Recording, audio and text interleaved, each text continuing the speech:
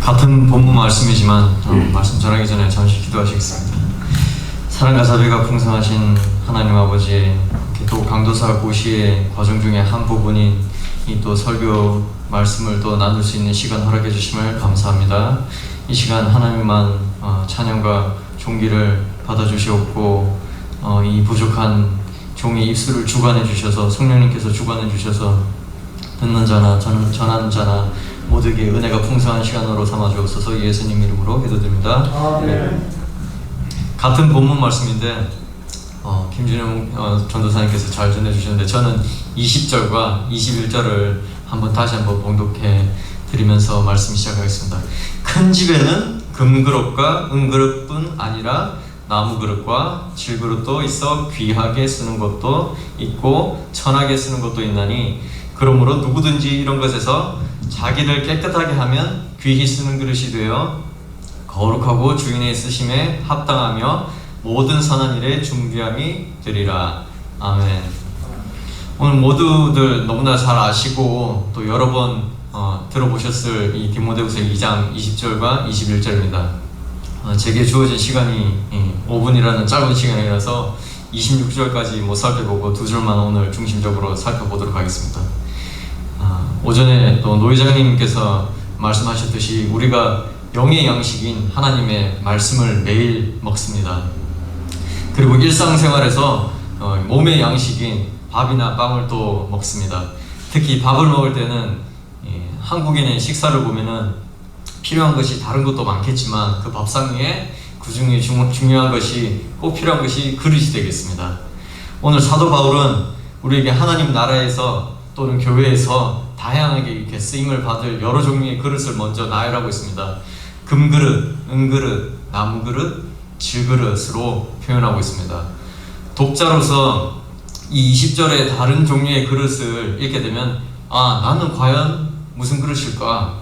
라는 물음이 먼저 생김이 사실인데 이어지는 후반절과 21절을 보면은 귀하게 쓰는 것과 천하게 쓰는 것이 있다는 말씀을 보며 그릇의 종류라는 것은 쓰시는 분께는 크게 중요하지 않다라는 것을 깨닫게 됩니다. 그리고 이어지는 21절을 보면 더욱 명백해지는데 누구든지 이런 것에서 자기를 깨끗하게 하면 귀히 쓰는 그릇이 되어 거룩하고 주인이 쓰심에 합당하며 모든 선한 일에 준비함이 되리라 라고 말씀하십니다. 즉 하나님 나라에서 합당하며 쓰임받는 그 기준은 깨끗한 그릇과 그렇지 못한 그릇으로 나누어지는 것입니다. 그렇다면 깨끗하게 한다는 것이 과연 무엇을 의미하는 것이냐라는 질문이 이어집니다. 한 단어로 답을 찾아보자면 정결함이 될 것입니다. 문맥적으로 보면 앞에서 특히 16절에서 이렇게 망령되고 헛된 말을 버리라 하는 것과 연결이 되어서 망령되고 헛된 말을 하는 것이 깨끗함, 거룩함, 정결함과 반대된다는 것을 우리는 알 수 있습니다. 즉 하나님 나라에서는 진리의 말씀을 옳게 알고 하나님 말씀을 따라 정결하고 거룩한 삶을 사는 것이 귀히 쓰임받는 가장 큰 기준이 된다는 것입니다.